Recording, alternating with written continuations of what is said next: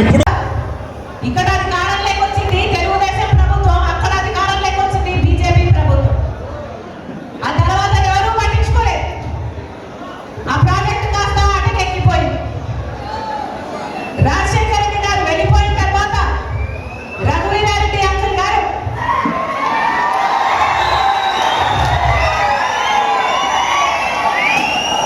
మా అనంతపురం జిల్లా కరువులో ఉంది అని, వర్షపాతంలో అతి తక్కువ వర్షపాతంలో దేశంలోనే ఇది 2వ స్థానంలో ఉంది అని, అనంతపురం జిల్లాకి ఏదైనా చేయాలి అని ఆయనకున్న స్థాయిలో ఆయన ప్రయత్నిస్తే ఆ రోజు ప్రాజెక్ట్ అనంత అని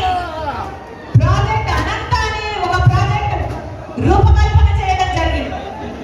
ఆ ప్రాజెక్టులో దాదాపు 8,000 కోట్ల రూపాయలతో ప్రాజెక్ట్ అనంత అని దాని రూపకల్పన చేసి ఈ అనంతపురం జిల్లాకు వ్యవసాయంగా అయినా వ్యవసాయేతర మిగతా కార్యక్రమాలైనా పాడి పంట అయినా పాడి పశువులైనా లేకపోతే హార్టికల్చర్ అయినా లేకపోతే డ్రిప్ ఇరిగేషన్ సిస్టమ్ మ్యానుఫ్యాక్చరింగ్ అయినా లేకపోతే స్టోరేజ్ ఫెసిలిటీస్ అయినా ప్రాసెసింగ్ యూనిట్స్ అయినా ఇలా ఇవన్నీ రావాలి అని 8,000 కోట్ల దాదాపు 8,000 కోట్ల రూపాయలతో ప్రాజెక్ట్ అనంతాన్ని శాంక్షన్ చేయించుకొచ్చాడు రఘువీరారెడ్డి అంకుల్ గారు.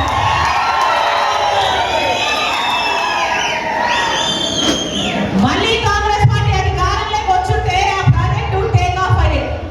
కానీ బీజేపీ పార్టీ అధికారంలోకి వచ్చింది, 8,000 కోట్ల రూపాయలలో ఒక్క పైసా కూడా మళ్ళీ రాలేదు. ఆ ప్రాజెక్టు అటకెక్కింది. అనంతపురం జిల్లాను పూర్తిగా నిర్లక్ష్యం చేసింది బీజేపీ పార్టీ.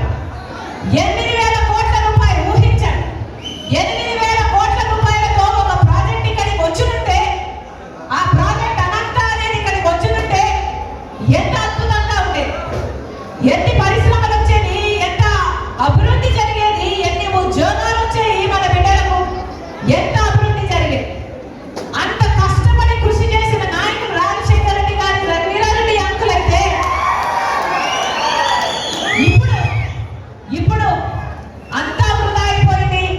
కేంద్రంలో బీజేపీ పార్టీ అధికారంలో ఉంది, ఇక్కడ రాష్ట్రంలో ఒకసారి తెలుగుదేశం పార్టీ అధికారంలో ఉంది, ఇప్పుడు వైసీపీ పార్టీ అధికారంలో ఉంది. అదే బీజేపీ పార్టీతో దోస్తీ చేస్తున్నాయి, అదే బీజేపీ పార్టీకి బానిసలుగా పనిచేస్తున్నాయి తప్ప మన రాష్ట్రానికి రావాల్సిన ఏ ఒక్క వేలైనా ఇప్పించుకోవాలి అనే ఇంగితం లేని ఈ నాయకులు మన రాష్ట్రానికి చేయాల్సిన అన్యాయం అంతా చేస్తున్నారు, మన రాష్ట్రానికి చేయాల్సిన ద్రోహం అంతా చేస్తున్నారు. అయినా కూడా బీజేపీని పల్లెత్తి మాటలను టీడీపీ నాయకులైనా వైసీపీ నాయకులైనా అటు చంద్రబాబు గారైనా ఇటు జగనన్న గారైనా ఎందుకలా బానిసల్లా మారిపోయారు అని అడుగుతున్నా. ఇక్కడ